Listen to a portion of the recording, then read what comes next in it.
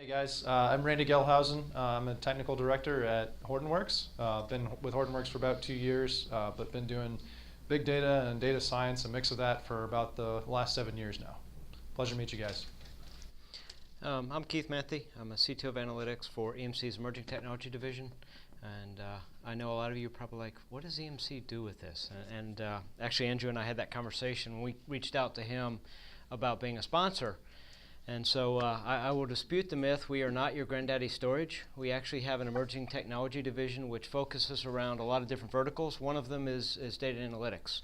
And we have a very deep partnership with Hortonworks. In addition to we have one with Cloudera, but Hortonworks being, a lot of their group is out of Atlanta, we wanted to do a presentation together with them because in a lot of cases we're seeing a lot of cybersecurity and various things like, I'll call it industrial telemetry. So I typically refer to these speeches as telemetry analytics.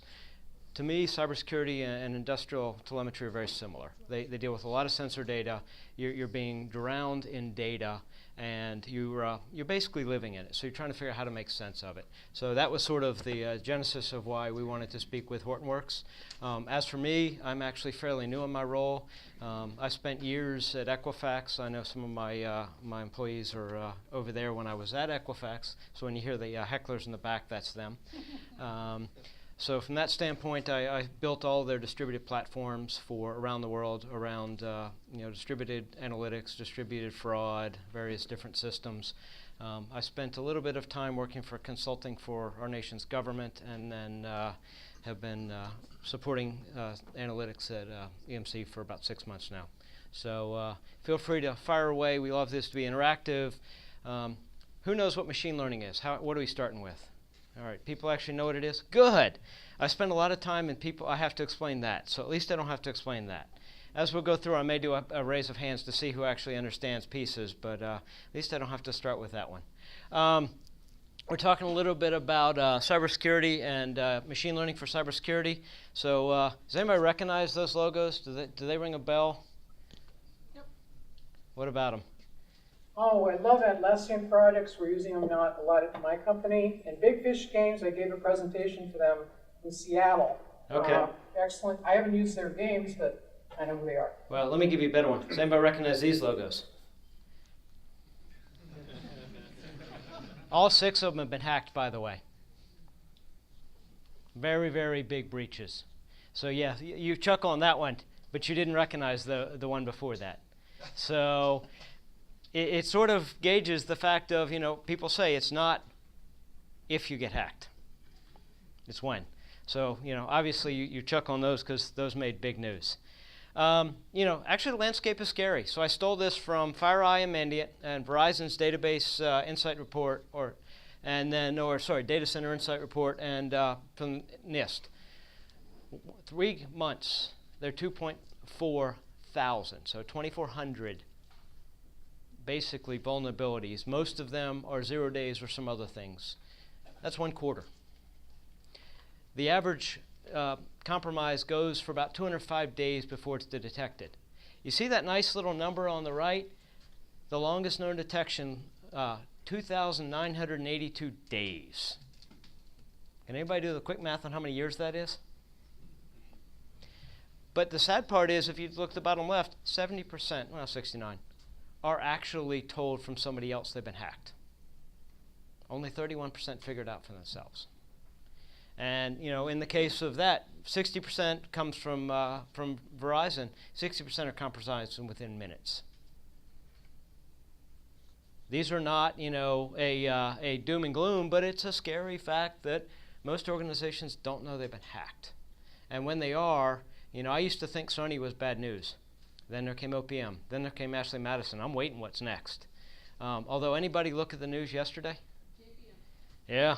The U.S. Attorney General just arrested 3 people for hacking J.P. Morgan Chase. Probably not a good scene. So, but the world's scary. So from that standpoint, where is the world going? And I love these nuggets. I continue to throw them out. If anybody recognizes them, 1988, John McAfee. Anybody know him? He's our cyber policy, running for president.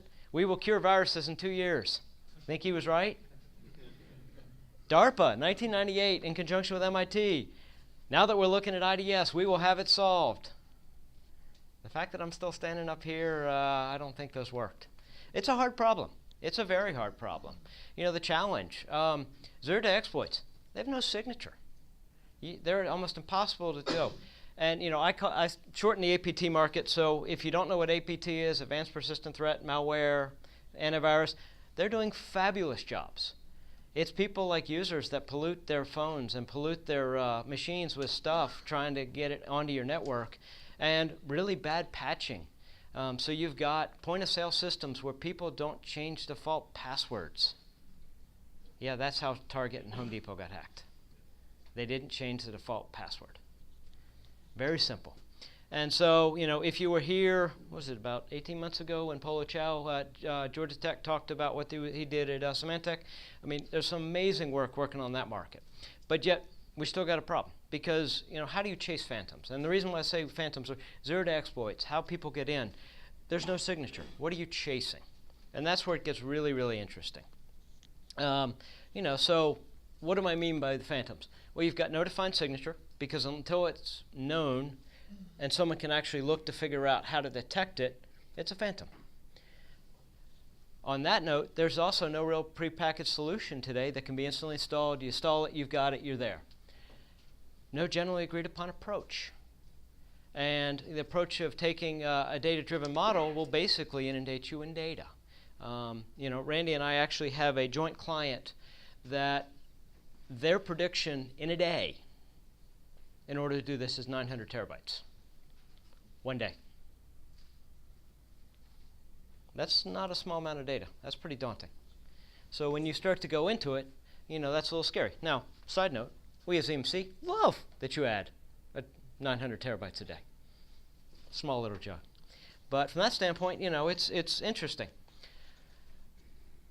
So I've got a crazy title in there, but, you know, if you think of machine learning, the best way I explain to people that don't understand it is I explain to them a self-driving car. And so the question came up 2 years ago. Has anybody heard of Black Hat or DEF CON? Does anybody know what Spot the Fed is? All right, we at least got someone. If you show up in a suit at DEF CON, you will wear a special badge. It's called Spot the Fed. Am I right? He's nodding. Yes, I've been at DEF CON. So from that standpoint, it was a very interesting premise that basically, there's the title, and actually I will make this available. I've actually got approval to make this available. They just maybe put some stuff on the bottom there, so my apologies. But people are allowed to use this and read it and take it internally.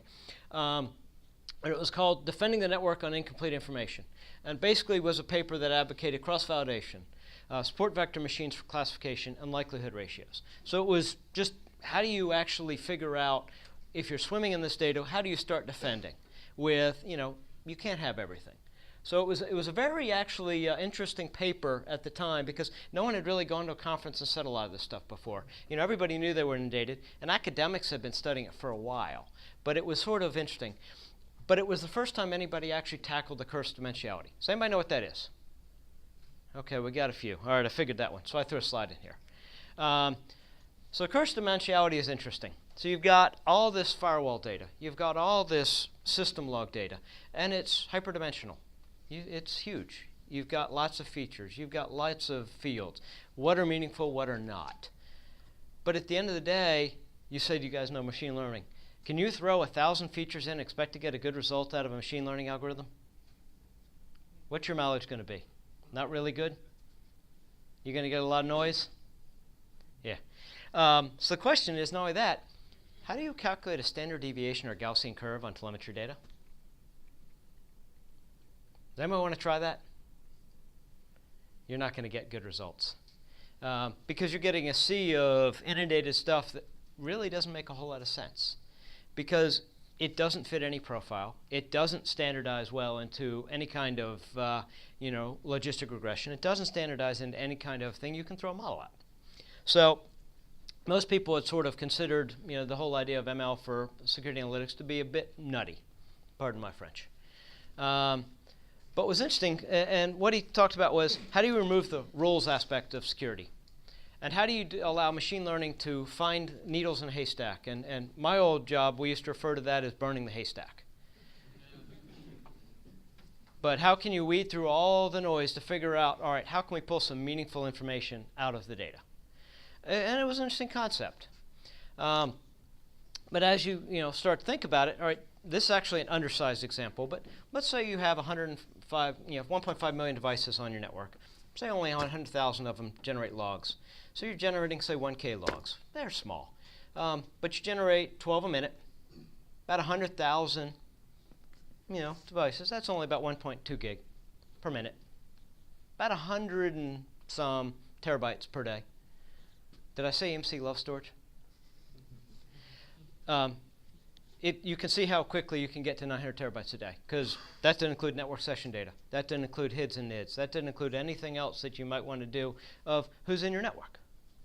So from that standpoint, it's generating a lot of data. So how do you actually do anything with it? Well, so let's start talking about two real-world scenarios. So if you have a point-of-sale machine that's doing HTTP post requests, you think you might want to know that? Target and Home Depot didn't. If you have individuals, and in the security screen they call it lateral movement, which means you sort of go from box to box. So if you have a series of people, just a polite way to put this, someone has logged into 8 boxes, they've failed the password twice, they've never locked themselves out of a box, but they're about to hit their 17th attempt. When do you lock them out? Great question. So, I'm not trying to poke names, but these are things that, most people, those are things that when you start to look at it, you might want to do it. So, where would you go? This is great theory. Where do you go? There's two real sort of defensive ways. I call it two roads diverge in the woods. You've got one theory that says, I'm going to stick and defend the border. So how do I keep people out of my network? Which is a great argument, and we're not going to talk about that today. But it's a wonderful scenario, and I'll do a little bit of painting. The other we're going to talk about is adaptive network defense, which is sort of, does anybody know who FireEye is? So FireEye if you want to figure out who FireEye is, find the latest, biggest breach, put FireEye after it, and then you can see they just signed a contract. So they're a big consulting firm on the West Coast that do mostly the breach. They're also the guys that called out the Chinese for hacking the U.S. So they have a division called Mandiant, if you've heard of Mandiant. So Mandiant is part of FireEye. So they're a big cyber defense org, but they're also the ones that set the theory around how can you start to defend with some intelligent information. I said I wasn't going to talk a little bit about adaptive border defense. It's a crowded market. It's some great theory. It harkens back to really some interesting work done by a lady named Dorothy Denning, who's actually a professor at the Naval Grad School, who does a lot around cyber war. And she penned an idea around intruder defense long before we could even do it possible. It was theory back then, but it's kind of like Turing wrote a book about how do you build a system that can handle code in the 30s. People think ahead of their times. But in that case, you've got Cylance, you've got CrowdStrike, you've got Symantec, you've got McAfee, you've got a lot of different theories. We're going to sort of do the what I call the road less traveled, which is there's a do-it-yourself plan. There isn't a product you can ship off the market, which is why Randy and I spend a lot of time talking about this topic, because if it were easy, you could just roll one off the cart. And sadly, there isn't. I wish there was. So some of why I speak is so people can understand it's truly possible. What do I need? All right, first thing you got to have is a corporate culture that's willing to try new things. I'll just be dead honest. And yes, you at least need a data scientist. I assume everybody knows what that is here. Does anybody not know what they are? Okay. And you're not afraid of doing machine learning on feature extraction on a few petabytes. That part's critical. Does that daunt anybody? Anybody think that'd be fun? It's colorful, I'll tell you that much. But which unicorn did you get if you found a data scientist? I kind of like the one on the right. So from that standpoint, sorry, I had to throw a few jokes in there. There's a lot of do-it-yourself toolkits. Squirrel comes out of the NSA, for those that don't know what it is. You've got Cisco Hortonworks and OpenSock, where EMC's done a lot of partnerships with them. You've got the FireEye model, and you've got Spark Cognition. There's probably others, but these are all tool sets, as I said. Data not included. which means if you're going to actually figure out what you're doing, remember I talked about you need a data scientist? Because what are you going to do? So what's interesting is this is also a burgeoning consulting industry. So if anybody's looking to graduate in the near future, you might want to look at it. I've actually got a personal friend. He used to be a physics professor. That's not a joke. He's a really good data scientist. He's now working at a cyber practice as their chief data scientist, which is kind of colorful. I've also got a bunch of other friends doing that. So I mean, it's an interesting time where you see a lot of consulting firms starting to staff up cyber practices, mostly because, like I said, there's toolkits, but you've got to bring your own data. And there's a lot of industry expertise needed to understand what's meaningful. I mean, it's not something you can just roll in and say, I understand, I'm going to track this. And for those of you data scientists who are interested in cyber, no, EMC's not hiring, although Randy might talk to you. We are hiring for other things, but not for cyber, sorry. But from that, the struggle is just finding people. It's hard. Questions? Does that make sense so far?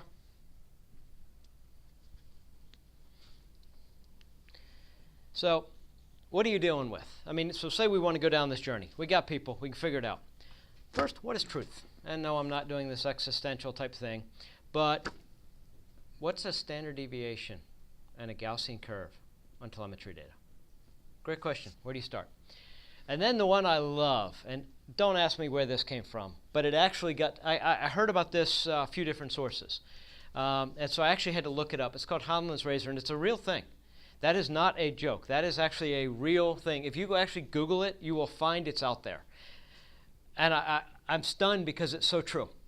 And you can read it, but never attribute to malice what can be adequately explained by stupidity. Things like leaving default passwords. Exactly. Now, does anybody know what misattribution is? Mostly. If you want to read the best takedown of an misattributed, I gave you a link. Has anybody heard of either one of these two gentlemen, Robert M. Lee or Thomas Rid? Do either of you know, does anybody know either of them? I would encourage you, if you want to know anything about cyber, read them. Thomas Rid is a professor at King's College in London. He teaches cyber war and cyber defense. Robert M. Lee is a PhD candidate who got his PhD under Thomas Rid, who's also a former cyber command for U.S. Air Force. Robert M. Lee took down in an article in Wired and Washington Post and the Wall Street Journal, the FBI over their attribution to the Sony hack on North Korea. And it's beautiful. I mean, it is beautiful. He basically said you cannot, in public, say things without no proof and expect people to believe you. Which is very simple. But if you ever want to read about a misattributed, it's perfect. It's beautiful. Reason why I bring this up is when you start to go in and look at what you're going to do around cybersecurity, what are you chasing? And, as it says, never confuse default passwords for people hacking things.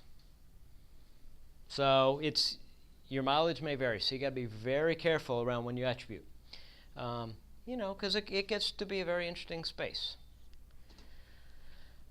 Are you willing to try something new? People want to walk in. Cyber is very interesting space right now. I can probably name 5 clients doing this with any very certainty. What about you? Hundreds. Yeah. How many at scale? Most of them are trying it. They're still stuck in the part where somebody's not necessarily willing to try a bunch of new things. The rest of the orgs. Yeah, that's what I say. I've got 5 willing to try. And these are large corporations. I mean, so it's daunting. It's one of those you've got to be willing to explore whether you want to do it, which by my definition is what a data scientist is. You got to be willing to push where the data tells you. Who's heard of hybrid architectures? Does that ring a bell at all? You can thank LinkedIn and Twitter for the term. But it's interesting and it's meaningful for a second. I talk a little bit more about it in a second. But a gentleman by the name of Jay Krebs and a gentleman by the name of Nathan Mars. One of them is the inventor of Storm. Anybody heard of Storm? The other is the inventor of Kafka. they basically have come up with Greek letters, and they refer to one of them as lambda architecture, the other is kappa. The difference is lambda actually stores the raw data. Kappa stores moving averages. If you ever want to go back and replay and do feature extraction again, will a moving average help you? Not if you lost your data, which is, a very interesting thing. So as you start to look and go in there, don't get me wrong, kappa is an interesting concept. I usually encourage my clients to look at lambda architecture, and here's why. You're JP Morgan. You're the U.S. Attorney General. You've just been breached. If you can't prove to the FBI how the person got in, and what I'll call a nice French word, provenance. And provenance means you know what they did, where they did it, you're able to prove the logs of how they got in, you're able to show what they extracted, and you're able to provide that with the FBI with a chain of custody or hold up in a court of law. If you don't keep the original records, you think you can do that?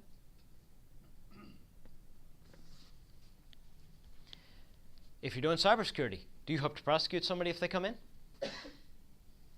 You'd think so. So from that standpoint, as you go down capture, you need to have a lot of data. And back to, did I say EMC likes to store a lot of storage? Sorry, I'll throw it in. But from that standpoint, it gets very, very onerous to store this amount of data. What's the biggest size you've seen at a client? More than 30 petabytes. Yeah. I mean, that's, yeah. So, I mean, the large ones of these are massive. And when I mean massive, massive. I'm going to guess Google's is over 100 of petabyte. And I've actually got their article in here. So we'll talk a little bit about that. Questions so far? You guys still here? Does that make sense? You want to try? Who thinks this is crazy? You can raise your hands. Shut up, Jeff. So what is a hybrid architecture? Anybody know what Spark is? Anybody play with Spark? Spark has taken over the world in a good way. We talked about Storm. All a hybrid architecture really is real simple. You've got a fast layer, which has, for lack of a better word, if I've got a cup of water in my hand, if I'm trying to actually do anything with that cup of water, the only thing I can probably do is sentiment analysis or keyword phrases, because the only thing I know about that is what's in that. If I actually want to make that data useful, I have to know about everything that came before it in some way or fashion, in a way fast enough I can actually do results on it. So what happens is you've got the batch. You've got a big batch environment. You have a large ingestion. NiFi is actually a Hortonworks property, formerly an NSA tool, spun out in Apache open source. Everybody hear of Splunk? Splunk's another alternative. They're learning what open source does to their revenue model. Splunk is a good partner of ours, but I'm being dead serious. They're learning what open source can do to a revenue model. And then there's Elk, otherwise known as Elasticsearch, Logstash, and Kibana. Anybody heard of any one of those? Elk is, I don't know who coined Elk, but it wasn't Elastic, by the way.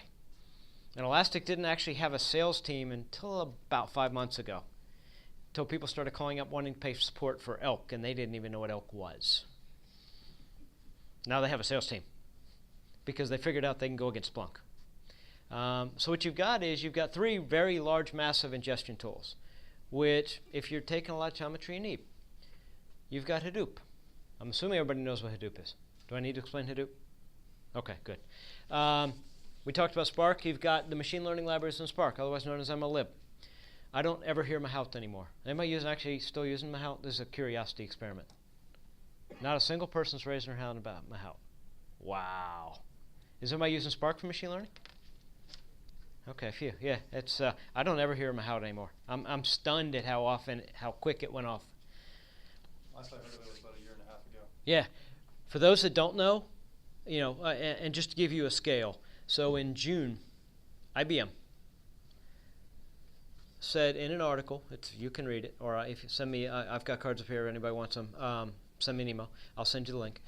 They're going to spend $300 million moving all of their proprietary Watson platforms onto Spark. Tells you something. Spark's open source. So, it's changing the world. But what's different about hybrid architecture is if you got to be able to spin batches very frequently, like every 15 minutes or something like that. Because what you're doing is you're calculating what you need to be able to pass up to the real-time layer. Again, you've got a bucket of water. It needs to have some form of frequent update of what is it doing. Because at that point, it's trying to figure out, is this the first time you've attempted to log in a box, or have you failed 16 other attempts and this is your 17th? And so from that standpoint, there will be a threshold built into the streaming layer that says, at what point does lateral movement become damage? Lock them out. There will also probably be a series of ways to lock out, and we'll get into that in a second. But from that standpoint, you've got to have a way to be able to respond, and that's your response. So that leads us to, what are you actually doing? I call that multiple paths from here, but you notice the bottom line. Your mileage may vary. Anybody want to try and do machine learning, any kind? You pick the algorithm on telemetry data. Does anybody want to try that experiment? You want to try? Ooh, we got a brave one. You're lucky I'm not. What you tend to get into is what's called feature extraction. Anybody heard of that? Dimension reduction, take your pick. I call it the count game. But in this case, what if you created a series of regression algorithms that looked like moving averages? And I'll explain some of them in a minute. But you create a map of what would be a moving average normal for, SFTV volume off your production network. Number of SSH requests from a host on any given day. Number of production servers that are doing HTTP post requests to the web, especially places like China or Russia. Those might start to get a little interesting, right? Now you've got discrete math. What is machine learning like? Deterministic? Would you say that's a true statement? It likes math, deterministic? So let's talk about some features. Well, let's talk lateral movement. What if you took an aggregate of all the failed authentication attempts for the day? Very simple. You could then set a baseline. You could say, what is a cutoff? You could do, and that's per day. Here's a better question. These are real examples, by the way. What if you had 1 gigabyte of SFTP traffic leaving your production subnet when 1 megabyte average per day? Anybody throw an alarm on that one? Who'd throw an alarm on that one? You probably should. They didn't, but they probably should have. What if you had production servers doing post? Everybody know what a post is on HTTP? Should your production servers be doing post requests? Yeah, no. What that means is it's sending data to some website somewhere. That's probably not a good idea if that's a production server. But back to the better question. How do counts fit in a Gaussian curve? So if anybody want to answer that? Does that work real well? I'm getting some nods. What about a standard deviation when you actually have logistic numbers? 0 to 1. Would that fit real well?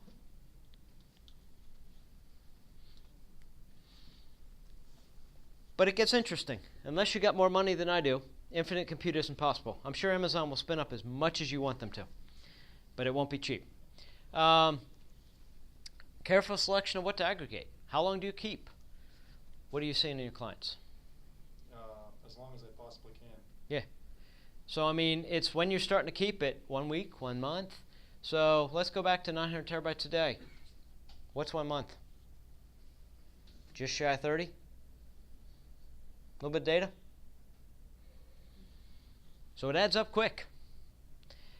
Do you target your whole network? Here's in scope. Do I minimize my scope? Do I want the whole data? Do I just want my production? Do I want my PCI zones? Maybe my OPM data? We know they weren't monitoring. Hopefully, I hope they will now. But from that standpoint, where do you target? Those are all sort of features. People have got to figure out how broad do you want to do. Do you want to do your whole network? Do you want to do the golden goods? But those are the questions you need to come up with. So I've pontificated a little bit. Let's figure out what people have done. So there's actually a Stanford course, not a joke, I'll send you the link to it, on machine learning for security. It's the entire course.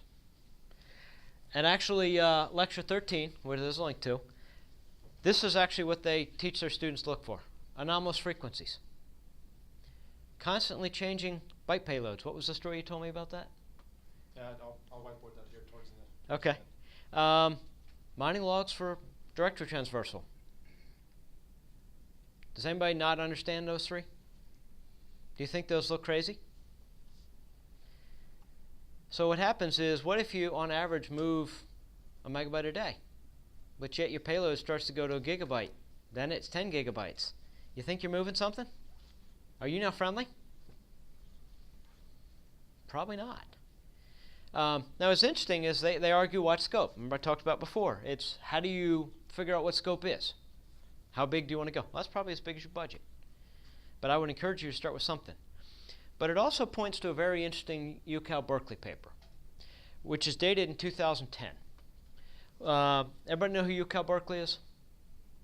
Everybody know everybody heard of Amp Labs, home of Spark? So Spark was created at UCal Berkeley by a bunch of PhD students. They've now since gone elsewhere, and there's a support group. Well, not a support group. That's a different problem. An organization. I need that. But there's an organization. No laughing, Brad. But there's an organization that supports Spark called Databricks. They're one of many. But a lot of the PhD students went to go work there. And so UCal Berkeley had a very interesting study. And actually, what's funny is, in the beginning, they point back to Denning, Dorothy Denning, the Naval War professor, and her premise about IDEs. And this is back in 2010, before many people were actually doing it, before DEF CON even had a speech, and it was kind of interesting. So they had a theory. They said, what if I turned the classification, turned everything into classifiers to solve the curse of dimensionality? What if we then did intrusion detection, outlier, and anomaly detection on top of it? That's actually pretty cool. They warn about the high cost of misclassification. Please tell me I don't need to teach you guys about false positive, false negatives. Does anybody need that? No? Good. All right. I can pull out the great one about the pregnant woman getting told, okay, yeah, you guys know that one. The stunner, and I'll let you read this for a second. This is actually the summary of their paper. And it's fabulously worded. I literally cut and pasted it straight out of it. Basically, they say, for all the time people spend in academia studying machine learning based on anomaly detection for intrusions, nobody in industry is doing anything with it.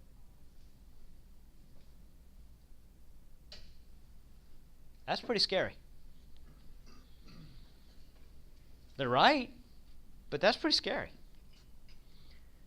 And like I said, I've got a link to their actual paper. I mean, it's when I first read the paper, I was stunned that it was that bold. I mean, but they're right. I can't argue with them. So anybody, history lesson. Anybody know who Eric Brewer is? No one? No. No one's heard of Eric Brewer. So no one's heard of Brewers Theorem. What about this? Ever heard of that? Yes. Ever heard of Kepler theorem? So in 1990, there was a professor at UCal Berkeley, mind you, named Eric Brewer, who back then posed the Kepler theorem, and people thought he was completely nuts. To this day, it still remains in effect, and no one's been able to defute it. And if you don't know what it is, I'll give you the quick analogy. Anybody heard cheap, faster, good? You want to get two of the three? There you go. That's where cheap, faster, good came from. Why do I say this? Because Eric Brewer, while still an adjunct professor at UCal Berkeley, his day job is he's the head of infrastructure for all of Google. Not a joke. That's his new job. So I found it kind of interesting that Google has actually done a paper, and the paper's here, and they actually talked at the Stanford class, and they put their notes in there. They've already built a counting game for feature extraction. But it was too noisy for them because they're more worried about account takeovers. They're more worried about different things than a normal corporation would be doing. But they don't discredit it. What they then said was, we took it a step further. We've actually migrated to rules-based detection, which is kind of interesting. So they've actually built an entire rules engine looking for outliers. And their answer for that was, instead of looking for outliers, we're looking for deviations. And the examples they gave to me are priceless. These are straight out of theirs. One host literally going around looking at multiple hosts via SSH. It's just laterally scanning. That's one of the rules. The other is you've just downloaded a PDF on a machine and that machine starts scanning. You've been compromised. These are their literally rules, which is kind of interesting. So they've taken it a step further and basically gone and said, you know, here's what we're going to do. We're going to now take it and we're going to drive it in a new direction. They also reference the UCal Berkeley. Remember where I said Brewer is still a professor? And they reinforce the cost of errors, you know, false positives, false negatives. But they don't discount that people should be looking at it. They basically say you need to figure out how to do it yourself. But, you know, what's interesting is their new approach generates even more data. Because not only that, they're now doing a rules-based approach. So they're keeping everything, but they're not doing feature extraction. They're looking at everything and rulesing it. So, hence, I was telling you, I think it's over 100 petabytes. I don't know what they're storing. They probably wouldn't tell me if I asked. But it's an interesting premise, because now you've got a very large scenario of where, you know, these are some of the cutting-edge people. And when you look at what they're doing, I started reading the rules, they're like, heck, they figured out who's on their network.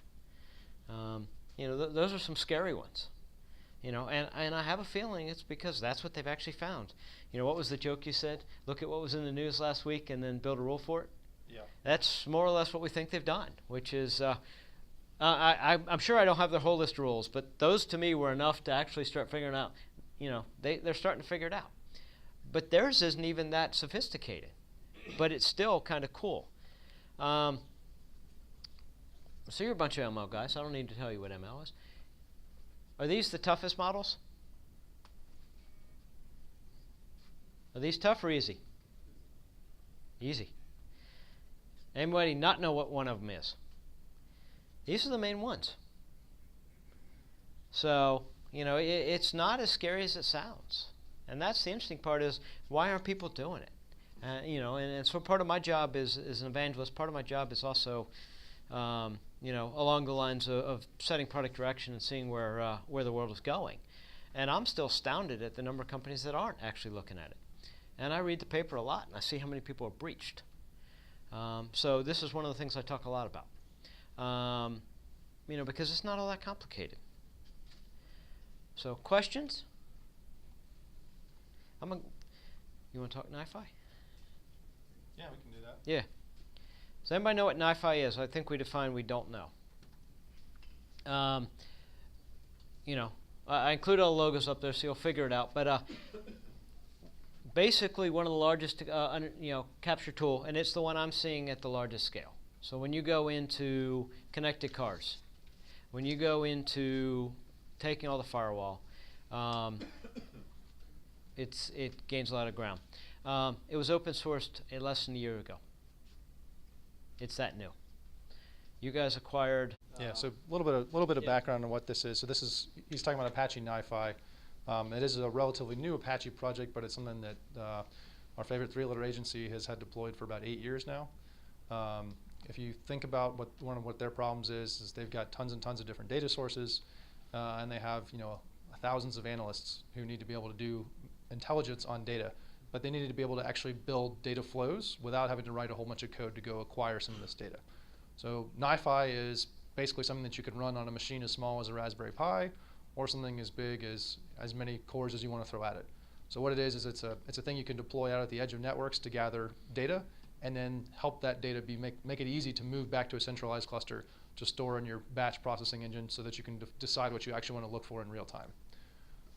More or less that's what it is, but the part that people see a lot of value in it for is that I no longer have to write a bunch of SSH scripts to go get data off of an SFTP server. I no longer have to go write a Java program to put some data into Hadoop or Cassandra or HBase. These things, NiFi actually includes about 120 different standard processors now for both getting data and then moving data to its actual target. And all along the way, if you want to think about our favorite three-letter agency, if you're going to make a decision that possibly involves life or death, well, you better be damn sure you know exactly where that data came from and what happened to it on its way in there. So Keith mentioned the word provenance. One of the things that it does is keeps track for every single packet that goes through it, where it came from, which version of the processor was deployed and did the processing on it, and then where it actually went. So data capture, making it easy to do data capture to enable guys like you to actually go process this data and analyze it. So you don't need necessarily as many data engineers to go out and figure out how to build data pipelines. You can use a tool that's literally a drag and drop interface to go actually start gathering data for you.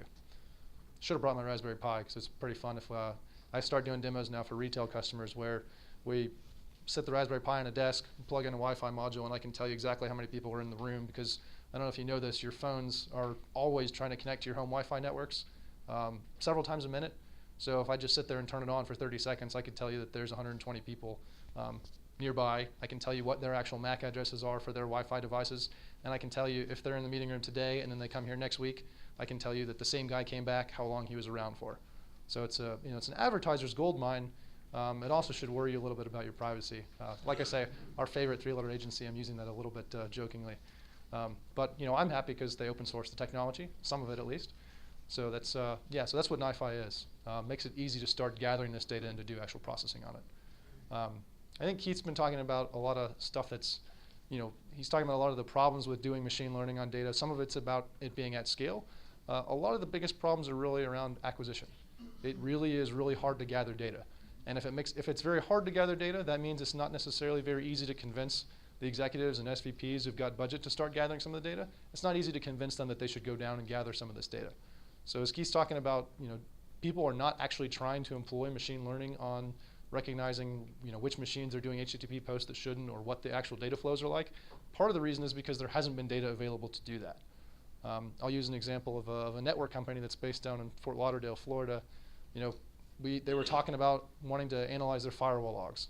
And they said, well, okay, analyze the firewall logs, but to do what? How do I tell whether or not 50 gigabytes a day is relevant versus 100 terabytes a day is relevant? Well, for them, the answer actually ended up being and getting down to a more granular level. There was no way that they could define what normal was on an average, but once you get granular and you start talking about what an individual source IP going to a specific destination IP on a specific destination port was, you could actually define literally millions of different metrics, as well as their historical average, their standard deviation, and their median. Well, if you start looking at it at that more of a granular level, you can define millions of flows and what the normal is for millions of flows rather than things in aggregate. And I can tell you there's a lot more interesting things that you can do there once you get to the granular level. For them, these guys, they weren't getting started on it initially because they didn't have the thing that they could actually push all these firewall logs to. So we set them up a process using Kafka, which is a distributed messaging queue, and then consumed from Kafka with Storm. Storm was actually doing rolling windowed analytics on terms of, for each source IP, destination IP, and destination port, how much network flow was going through there. In other words, literally how many bytes for all the TCP packets that were flowing through. Okay, that's great, but to Keith's analogy, that's a cup of water. If I don't know what the actual normal is, I can't do anything with that cup of water. So they ingested through Kafka, they actually stored all the data long-term in HDFS, and then they used a batch processing SQL engine to actually compute what the expected average and historical deviations, average and standard deviations were for individual source, destination IP, and port pairs. From there, they said, okay, that's great. We know source IPs, but hey, some people have phones, some people have laptops. Well, what do I do with that? The next thing that their problem was, hey, I need to actually go pull in my Active Directory log so that they could say an individual source IP, okay, which employee was that? Is this a guy who's an analyst who's just going to pull down a few PowerPoints from SharePoint on a daily basis? Okay, fine, not a big deal. But if 6 months down the road, he all of a sudden starts pulling down 100 gigabytes worth of stuff from a SharePoint, he might be a disgruntled employee. He might be somebody that you're going to say, you know what, this individual is somebody who we should go take a look at. We should figure out whether or not there's an actual problem. And that's purely just on the DNS log. That's purely just on the firewall logs coupled with our Active Directory logs. If you took a look at what the destination IP was and the destination port, that's when you start going to map that over towards the actual servers. Which servers were resolved on those actual IPs? And on those servers, is that a SharePoint server? Or is that an SFTP server? Is it his job to actually go send reports to customers? If so, okay, maybe sometime a customer's got a larger file that's okay to push out. So you really got to get granular. And the good news for you guys is the opportunities are actually huge. This networking company was doing absolutely nothing with these firewall logs before. They had them streaming to syslogs that were sitting there and doing nothing. They were gathering dust because they didn't know how to start trying to define what normal was. To be frank, it literally was about a 30-minute conversation. We proposed an idea and said, hey, why don't we take a look at defining what's normal on a source and destination IP pair? They said, oh, that sounds great. How long can you do that? So some of it was a little bit of data engineering, but beyond that, once we got through with that project and started generating some things for the network intrusion guys to go look at, that's when they said, okay, let's throw some data scientists at it. They now have a team of about 5 people trying to more accurately determine what is normal, right? Because if you have a very small amount of data, okay, and I all of a sudden see 50 kilobytes, that could be very large above normal. So it starts to become an iterative approach where you say, okay, I need to look for what's normal, but I also need to apply some sanity check rules, like it's got to be at least a transfer of a gigabyte. But a gigabyte's a lot of information. There can also be a lot more information than just 50 kilobyte post requests. So the opportunity is actually huge, and a lot of it really is starting with what are the ideas that we have to actually go try and employ. And from EMC and Hortonworks perspective, providing the actual compute infrastructure and storage infrastructure to store a large volume of information is what enables those questions to start to be addressed.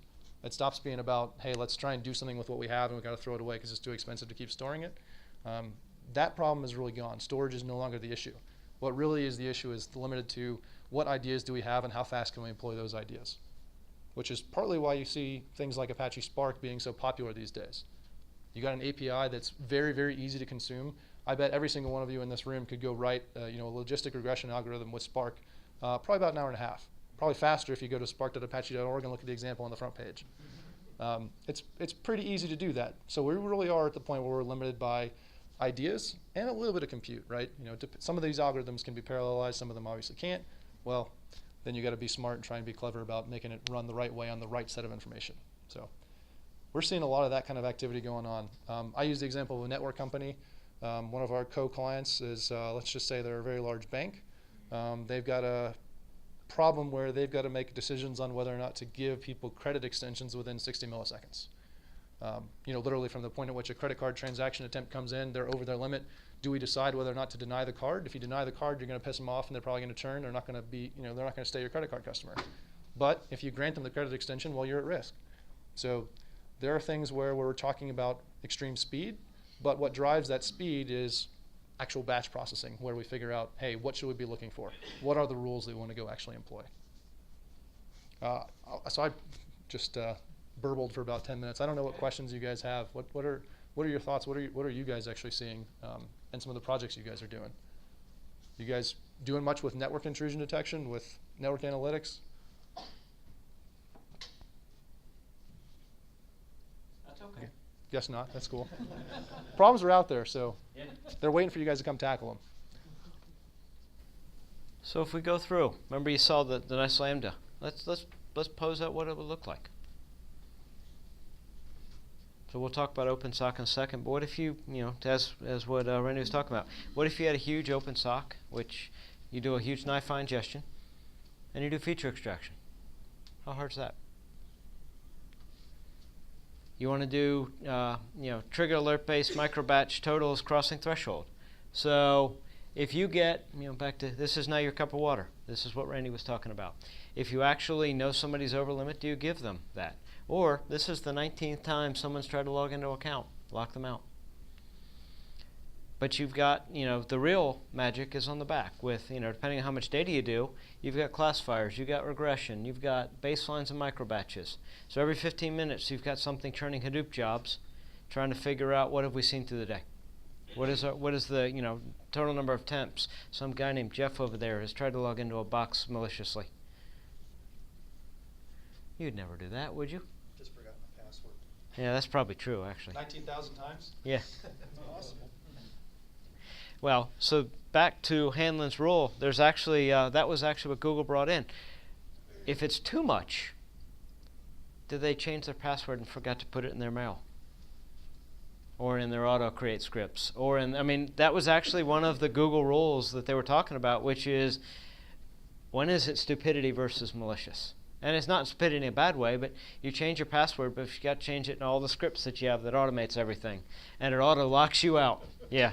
Hey, I've done that. It's like, I think everybody fits in that category. Well, it's not malicious at that point. And it's not even truly stupidity, but to attribute it to malicious is stupidity in their point. Because at that point, that's just human nature, and you can get around to doing it. So that's where this becomes, hard, is when you get outliers, is it real? That's what they mean by the false positives. The reality, though, is the reason why he and I are seeing a lot of of people looking at this, and I'll call it a reputational risk, are I spend a lot more time trying to talk to executives about why they would want to do it. And the number one question I got is, I don't want to appear in the paper. How do I start this? And that's usually the first thing I hear, which is, I don't want to appear in the paper. Where do I start? Because this is a scary concept. If you are either the chief security officer or the CTO or the CIO of a large company that's been breached, how likely are you to get another job? Think you're going to have great prospects? I pity the poor chief security officer at Target. And I'm not saying it's just, and I'm not saying there's a good answer. But yet, what we're seeing is not a lot of people are trying it. And so that's the interesting is when I continue to see breach after breach. And, yes, I was on a plane yesterday when watching TV on a screen while the U.S. Attorney's Marshal was doing a press conference going, oh, my. It was, here we go again. And these are not small names. J.P. Morgan Chase, you don't get a whole lot bigger than that. And that's a different topic altogether. But, from that standpoint, it's a scary time. So, as you see, it's not that complicated. You guys saw the machine learning. Are those the hard or the easy models? Did we cover that? These are the easy models. It's simple. Now, data's hard. Where to get started is the hard part. And actually, that's sort of where, this is one of the open toolkits. Do you want to talk about this? Yeah. There's not a really good technical architecture slide here, but no. Yeah. So OpenSock is really a combination of the four things that you see there in that little circle. Number one, it's the storage layer down at the Hadoop side of things. It's the ingestion side over on Kafka, which is, hey, I've got a horizontally distributed message queue. I can send as many messages as I want at whatever rate through it that I want.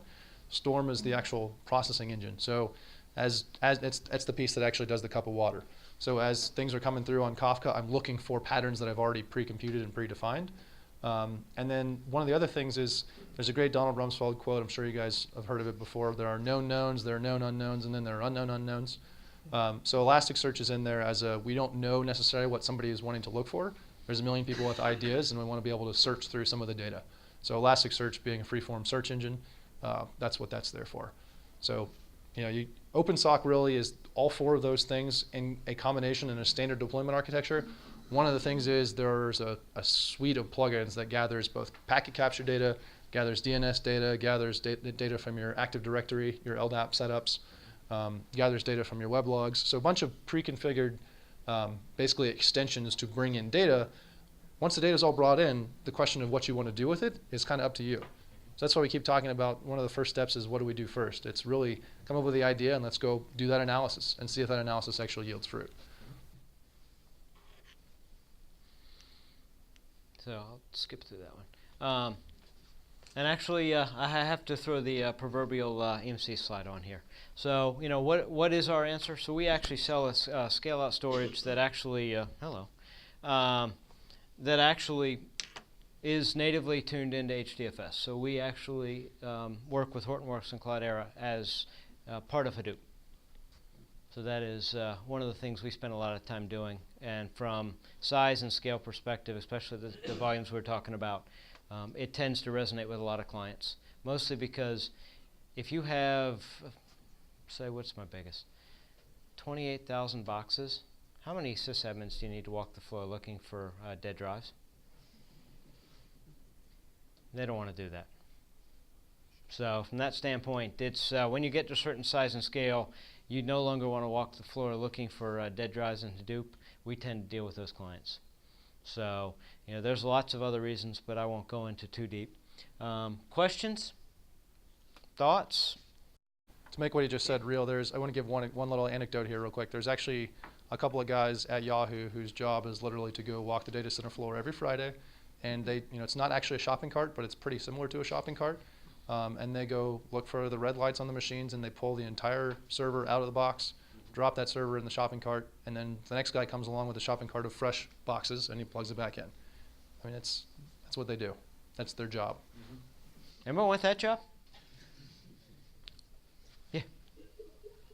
Seems that there's a certain kind of getting familiar with the network smarts of what algorithms, what approaches, linear regression, or whatever kind of make sense for what sorts of problems you're trying to tease out. But how much is it really just kind of a gut learning, like getting a gut sense of it? About 80%. That's nice. Well, the reality is, what's funny is when I start talking to, I'll talk to chief security officers, I'll talk to CTOs, I'll start to ask them questions. What do you want to look for? Well, but they can usually tell me the business problem they want to solve to a T. And really, then you start to say, great. So you want to look for people who shouldn't have access to something. Okay, we can set rules for that. You want to look for people that are sending data to themselves at home, of volumes that probably aren't appropriate and too repeatable. Okay, we can do rules for that. I mean, but they usually tend to know what they want to look at. They don't know how to get started. But once you start, to his point, once you start to get an idea of, I want to look for this, then it's expansion. Which is, and like I said, here's the links to everything, and I'll make this available. And even Talmud Reed's new book, which actually is coming out, which is actually talking about the rise of the machines, which is, actually about cyber war. And how do you handle cyber detection, cybersecurity, and also weaponizing. But from that standpoint, it's as you start to dig in and you start to look through it, most of the stuff they're talking about aren't super hard. And in the Google one, when you go in there and you look at what they're talking about, they've clearly just arrested somebody on that and they wrote another rule. I mean, that's exactly how I read this was, either that or they just finished chasing it, so they wrote another rule. But it's, as you stumble, we were joking beforehand, it's like, it's like I read the news last week, I want that rule. That's a place to start. The reality is a place to start. And a lot of this is, as you start to look at how often people are getting breached, as you look at the data's available, the compute and storage are available. I mean, for the prices we're talking about, this is not a huge investment to make for a lot of it. It's do I even want to start? Do I want to try? Do I want to see what's there? I had an anecdote. I can't tell the whole story for a bunch of reasons. But I got asked by my CIO at one point to go look for fraud. My first response was, do you really want me to find it? Because at some point, most companies are too scared to know it's really there. They don't want to look under the rock. But the reality is, do you want to appear in the paper? And so which side of the coin are they on? What I am starting to see is a lot of companies are now starting to get to the point of it's become so big and so scary, they've starting to realize I got to do something. But they don't know how to start. But the answer is, in a lot of cases, the tool sets are there. The data flows. I mean, it's easy. You can have firewall logs into a series of VMs running Hadoop in an afternoon. You can start. You can have feature experiments. The things you can do. I mean, I've got a client. It's a very, very old European bank. In an afternoon, as a science project, they rewrote their fraud authorization. And then 2 days later, using Spark, mind you, 2 days later, they had already back-tested against 6 months and figured out they didn't like who they were paying. This is a hundreds-year-old bank. All it took was trying. Like I said, they know their domain really, really well. And in the case of most companies, if you go to a lot of the security officers, they know the things that go bump in the night. So they could probably tell you what it is they should guard for. So it's not that they don't know. But like I said, I'm seeing a lot of clients starting to wake up realizing, I can do something. So as an example of that, let's talk about another bank. I won't say which one, but there's kind of a well-known problem that there are countries in Eastern Europe where people will pay destitute students to come over to the United States, specifically around the times of major sporting events. Those guys get over here and they're paid to go to the games. They go to the games, enjoy the games, hang out in the United States. The only thing they have to do to get those free tickets there and back, while they're over here, they got to sign up for a whole bunch of bank accounts. They sign up for those bank accounts, like literally 10 to 50 different bank accounts per person that comes over here. Those bank accounts start receiving transactions. We're talking about a money laundering operation. So it's kind of well known for a long time that people will come over here, sign up for accounts. But one of the problems has been, okay, how do we know which of these guys are actual real accounts? How do we know? When I see somebody make the first withdrawal from the first ATM and he's withdrawn $5,000, which is the limit from a specific ATM, how do I know what are the other accounts that he's going to go try and withdraw from? And these guys are actually using Hadoop to solve this problem. They say for every account that is open within the period of the last 6 months, if any of them has a withdrawal of X size, which that's their own proprietary secret, once they've seen that X size withdrawal, they can tie that account number to all the other account numbers that that guy has opened up, and they put a freeze on it immediately. They can't stop the first $5,000, but they can stop the remaining 5,000 times 25 different accounts on average that those guys have opened up. So for those guys, that's like, I'm not even going to say what their actual savings was. This is something that they've known as a problem for the last 15 years, but they only recently, with a scalable storage and compute infrastructure, were they able to actually solve the problem in real time. That's a simple one, right? It's, to your point, it's something that people have known as a problem, but how do we solve it without something that actually supports the scale? I'll give another example, and this is not fraud related or security related. There's a major energy company in Texas. They have this problem where they want to understand how much energy is going to be consumed by individual households. But the problem is, if you look at Keith over here, Keith's a CTO. He can afford to run his house at 68 degrees in Houston when it's 107 degrees outside. I'm a little bit younger. I can't do that. I'll let my house run at 78 degrees. So even though it's 107 degrees in Houston for both of us, you can't know how much energy his house is going to consume versus how much energy my house is going to consume unless you actually build a model per household. So what they've been doing in the past was they would take literally only 40 days worth of data, and they would take external temperature, pair that with the actual power consumption for these houses. It was simple. They had a 3-stage linear regression model that they applied on that. That was actually taking them about 4 days to run in their old style analytics infrastructure. They moved it over to literally just 16 virtual machines in Amazon, and they were able to actually now compute this within 30 minutes.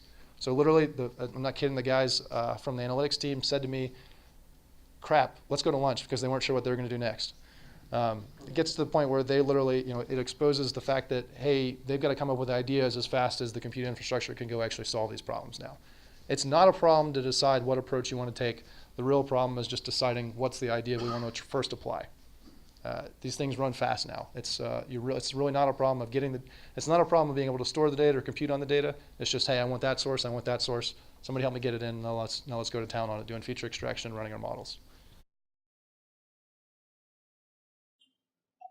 So you mentioned about some of the supervised learning algorithms, right? A little bit of both, yeah. I'm surprised. I'm surprised. I can envision a problem where you have these millions and millions of transactions and only few of them have fraud flag on, say. Oh, yeah. Right? That's a class imbalance problem. Right? Oh, yeah.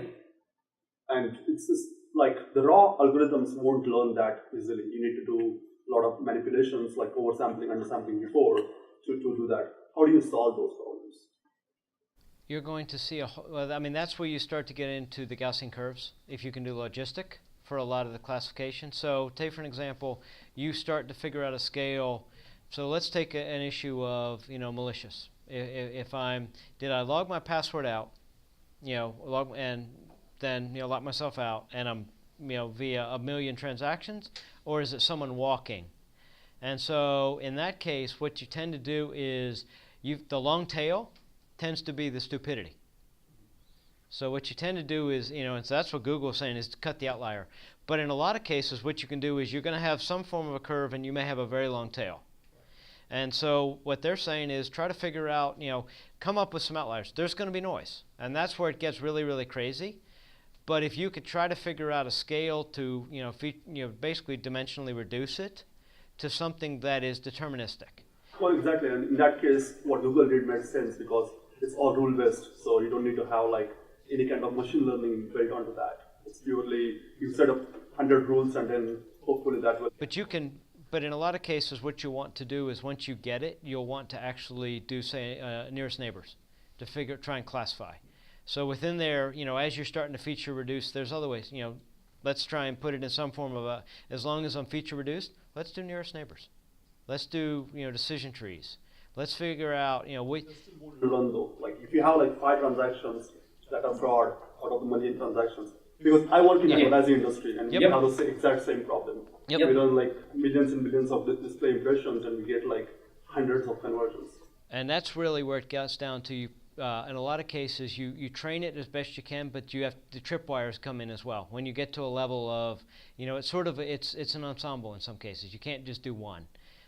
People are using, to some degree. I've seen everything. I've seen, one of the ones I've seen is there's a new library out there called StreamKM, which is basically trying to do k-means in streams, and it's like, okay, back to how much can you know, how much can you bucket.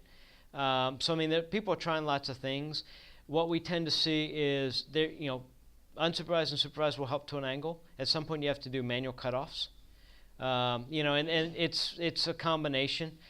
In a lot of cases, when you start to get into the count and actually try to count, that's more classification and regression than it is. You're doing down very simple categories there. For some of the others, you can use a lot of, one of the ones where we tend to see a lot more of the unsupervised is who are you connecting to? When do size variances differ? So if you're suddenly now doing, what are these outliers that are moving a lot of data? So you can do a feature around average movement size. So you can then start to do feature. You can also do what I love graph problems. So I come out of graph world. One of the toys I worked with a client on is great. Which IP address has the most traffic and why? And they didn't like the answer they got back. But at that point you can say, where's everybody talking to? And so that's where you can start to go in and I call that graph counting, which is figure out what all your degrees of separation are, and then figure out what is the common origin and why does that look like a large crystalline structure. It looks rather scary. Does that sound familiar, gentlemen? But I mean, in a past life, that was what I would do to chase fraud. Because what you would find is the long tail, usually there was some elements of it that were scary. And so I've seen lots of different approaches in this. It's sort of an and. It's not an or discussion. Because I think a lot of it is you can get to a certain point. Some of it is very, very logistical. Some of it is very, very much classification. So I've got to, I'm not going to be able to fit it in a logistic curve. I can't put it into a Gaussian. I'm going to have to go in and say, great, I've got a series of buckets. Maybe I'm going to try nearest neighbors. Maybe I'm going to try decision trees. Which path is these and which paths look scary? And so if they tend to classify it and say, and Google talks about some of that where they put a classification and say, down these paths are scary. And so what they do is they tend to say, if you navigate down one of those branches, you're now triggered. And so it's, like I said, it's sort of an and/or conversation, but in a lot of cases it's and. So yeah, that's where they say to just rely totally on machine learning is noisy. And how much do you spin up your IT teams to chase, or security teams chase everything, versus how do you let all the bad guys in? And so yeah, it's sort of it's a belt and suspenders in a lot of cases. There's no good right angle. But in a lot of cases, some of the low-hanging stuff is simple, and it's classifiers, it's logistics, it's I know the tough problems. So if you're going to try and fight fraud with this approach, you get maybe 80%, and then the last 20 is like pushing the rock up Sisyphus up the hill. Does that sound familiar? Yeah. In which case, your mileage may vary, but a lot of it's very specific. But at the same time, a lot of this stuff, people don't have any of this stuff. And, the first 80% is easy. The last 20 is always hard.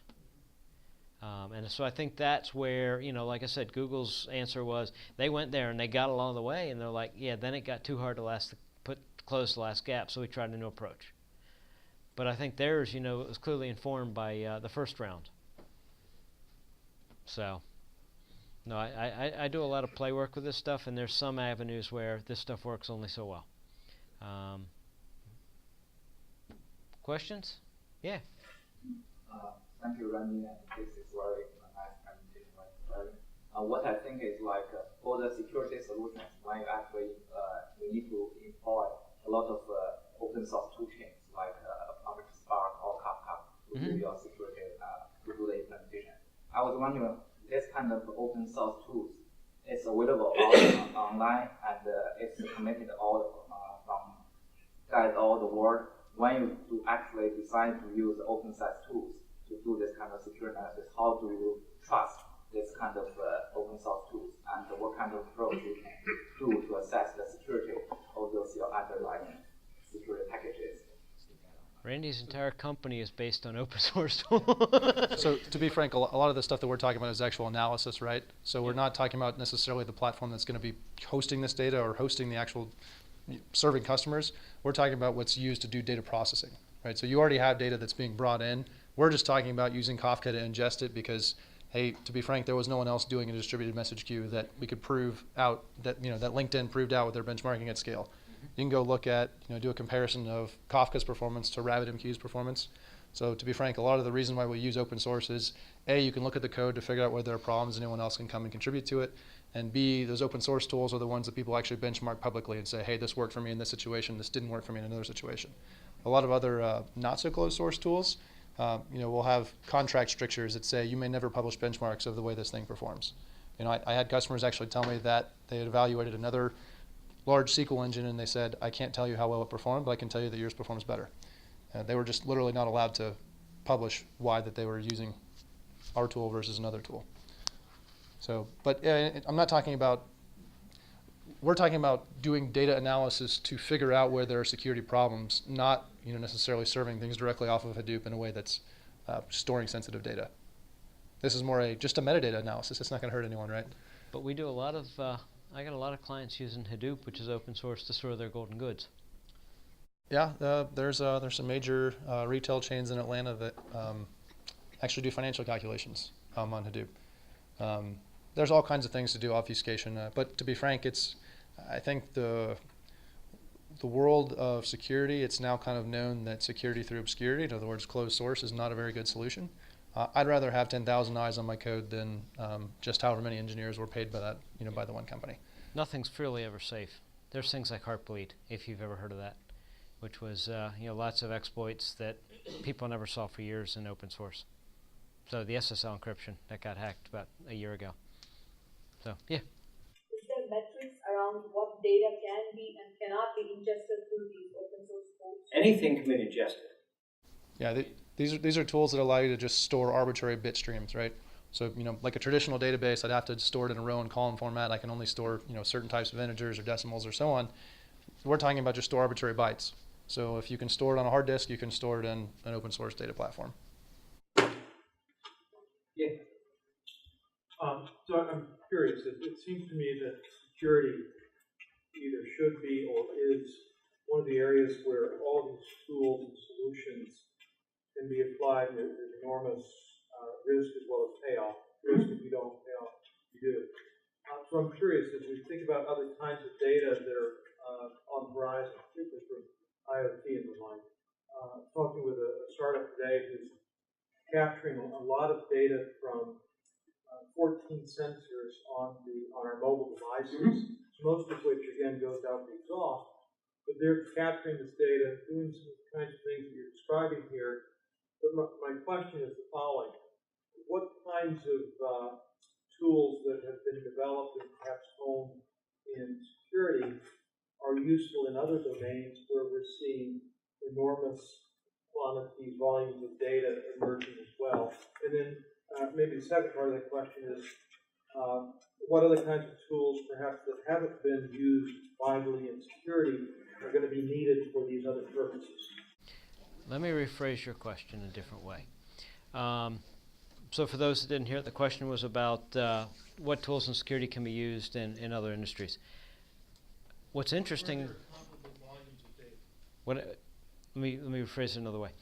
Every single one of these tools come out of social media, because the volumes generated during the Super Bowl and during the presidential election and in the presidential State of the Union rivals nothing else.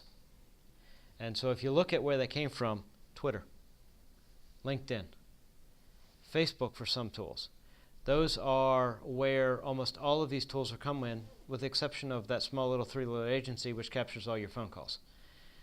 And so from that standpoint, that's where they actually come from, because the volumes there are proven. And I mean, they built them mostly because there was nothing else. And that's really where and so what's happened is, so I do a lot with connected car.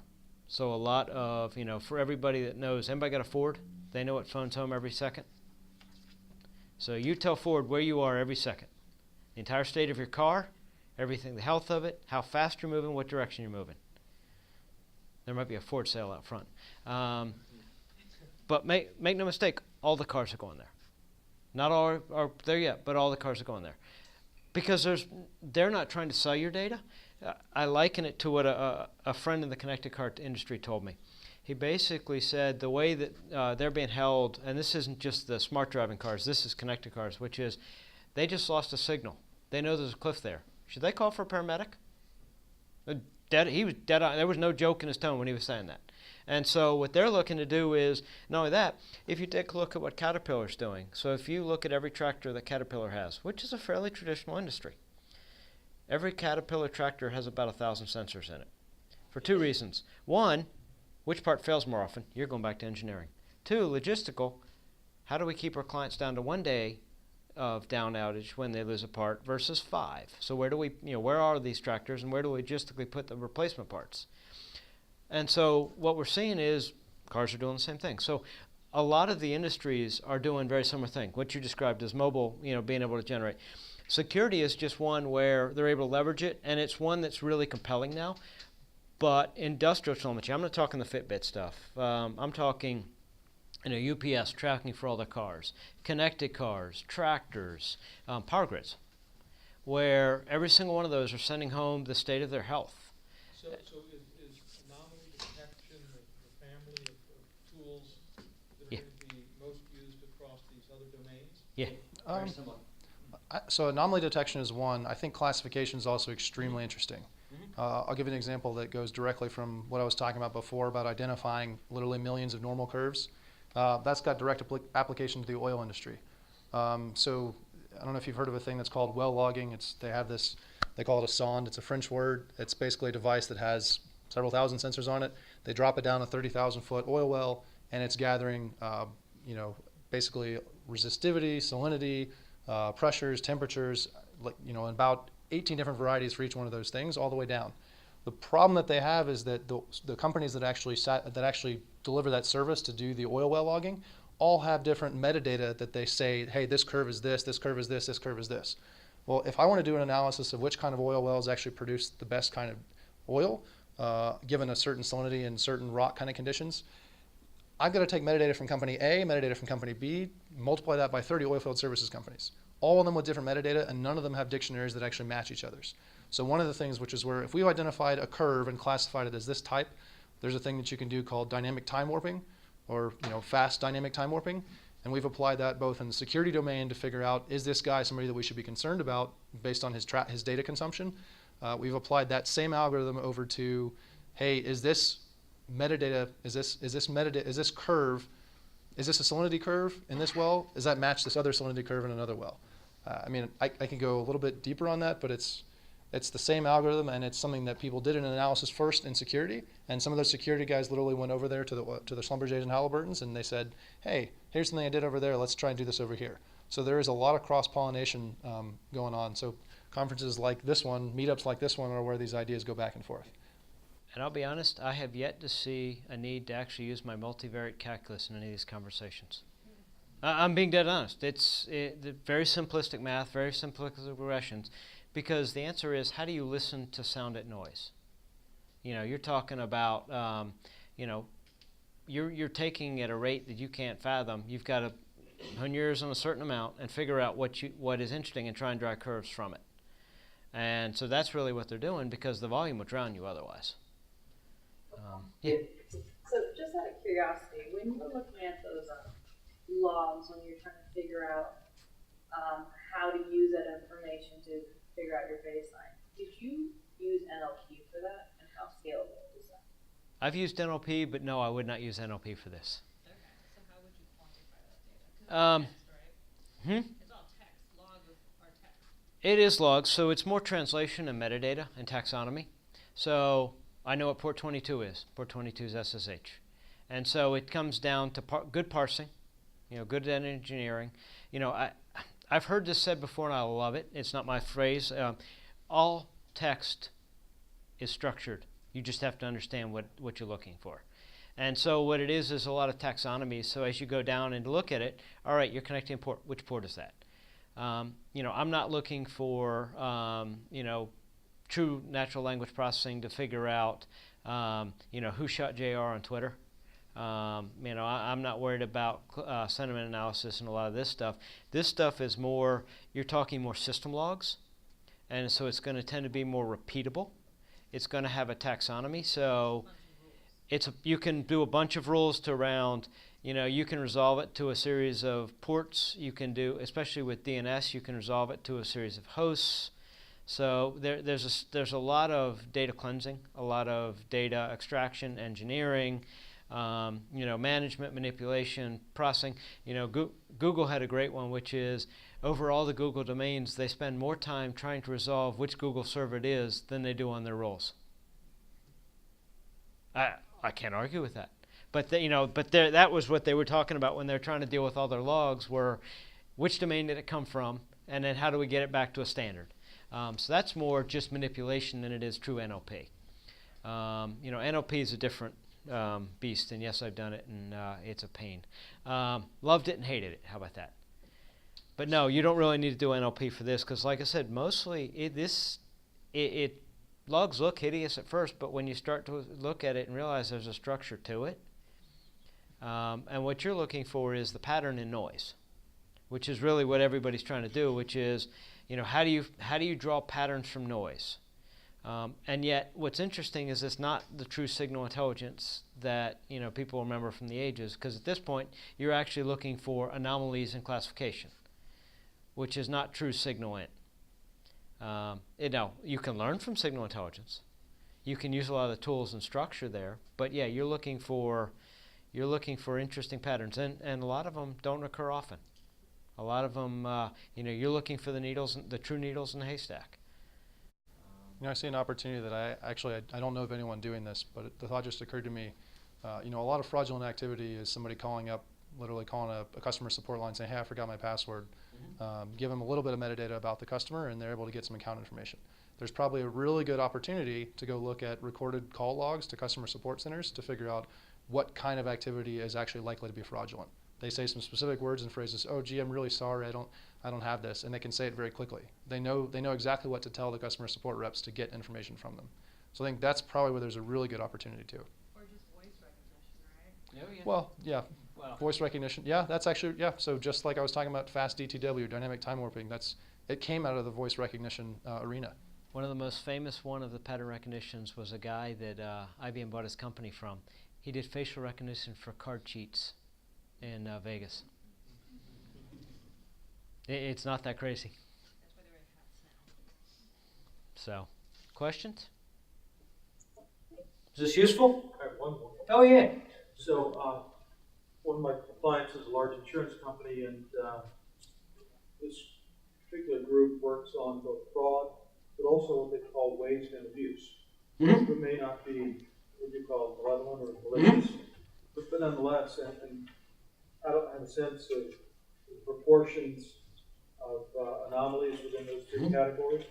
But as you think about the fraud versus the other two categories, and maybe other kinds of categories, are the tools different to detect either anomalies or patterns that should be explored more fully across malicious and non-malicious? They're the same tools, and that's sort of what Heinelem's razor is about, is attribution is proper. So the answer of, I love Google's rule, which is if you downloaded a PDF and that starts scanning from your machine, you're not the malicious person, your machine is. But at the same time, versus it's the same pattern of, what happens if your machine is scanning. So there's categories, and that's where you get into classification. A lot of them, you're probably going to find 90% aren't malicious. But yet, you're looking for the ones that are, which aren't a great percentage. As an example, to really directly kind of answer what you're saying, are the tools different to be used in fraud versus non-fraud kind of use cases? The answer is no. So in the oil industry, I was using Hive SQL or Spark SQL. In this network company that was doing firewall log packet inspection, that was also Hive SQL and Spark SQL to do processing to figure out what was normal. And then I take the normal rules and I apply it through Spark Streaming or Storm to go look for that in real time. Those 4 tools I just mentioned are used in fraud and non-fraud. I mean, those are the infrastructure pieces. It's really just you start really asking the question of is the same algorithm useful for both fraud and not fraud?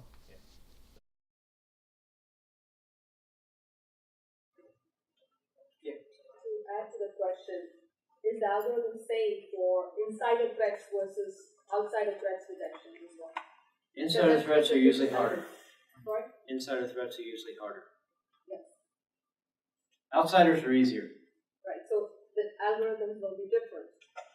I hope you'll tell us the answer to that in a few years. Yeah, no, I think that's where companies are still trying to figure out. Like I said, a lot of this is a work in progress. I don't know of anybody that's there.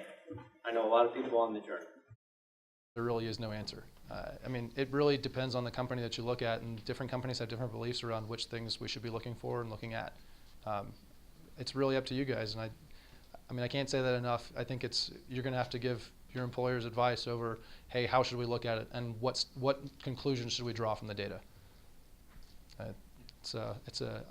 The opportunity is enormous for you guys. It's a lot of fun because there's a lot of really interesting problems that also have a lot of dollars attached. Back to your point on additional sources of data in NLP, some of the insider threat problems, there may be, what's the word, when people conspire to work together inside. Collusion. Collusion, yeah. So there are a number of companies that do this, but using NLP again to examine the content of emails and then look for signals in the emails themselves that signal collusion. So it may involve additional kinds of data that complement the data that are described here. If you're interested, I can share with some companies that we've looked at that bring NLP to textual data, and they've had great success on these insider threat problems that involve collusion. Yeah, there's a great data set that's out there. You can go download the Enron email data set. That's Ashley Madison. Well, that's, I guess, different ethics, right? Anyway, so it's interesting that you bring that up, collusion, sometimes for fraud, sometimes, well, I guess really in all cases fraud. A lot of oil companies that hedge in energy are using Hadoop to go figure out which traders are really at risk for being found to be in violation of federal trading laws. So they'll do that, and they send them out warnings and say, we know you're doing this. You really ought to stop unless you want to be subject to a suit, in which case we're not going to support you. But yeah, the Enron data set is, I've seen countless demos of finding those patterns in the Enron data set to be used. That's literally, hey, we're finding employees that are talking to each other in ways that they shouldn't be. One other example is not on the NLP side. If it's anywhere near NLP, it's very, very rudimentary. We had another example of an oil company they were gathering the temperatures, the pressures, and flow rates for natural gas up out of their wells, but they also had text logs of their technicians' comments, and this was basically free-form text. They didn't have drop-downs to select standard messages. They were able to write something like, push the button and it worked, or hey, plunger inoperable or plunger missing. Well, if you think about natural gas extraction, think about the way a plunger works on a toilet. It's very similar with an oil well. If the plunger is inoperable or plunger is down, you're literally not getting suction to pull natural gas up. And we did a project with them, and we said, hey, this is what we found. The phrase plunger inoperable and plunger down is very strongly negatively correlated to lower natural gas production. They said, well, duh. And I said, yeah, duh, but are you guys actually tracking how often this phrase leads to decline in productivity? No. So, I mean, they were like, oh, you're not going to find anything in that data. I said, well, give it to me and we'll see if that's true. And it was a very simple n-gram analysis. We took the entire phrase, we broke it up into as many n-grams as we could, and then we looked for correlation between those n-grams and a decline in natural gas pressure. Found them. I mean, it was literally just the idea. I mean, and that was, I think, 2 days worth of effort to actually do. So I'm a little bit of a blowhard about the opportunity, but if you come up with ideas and want to go apply it, it's fun. Hopefully this was useful. Thank you.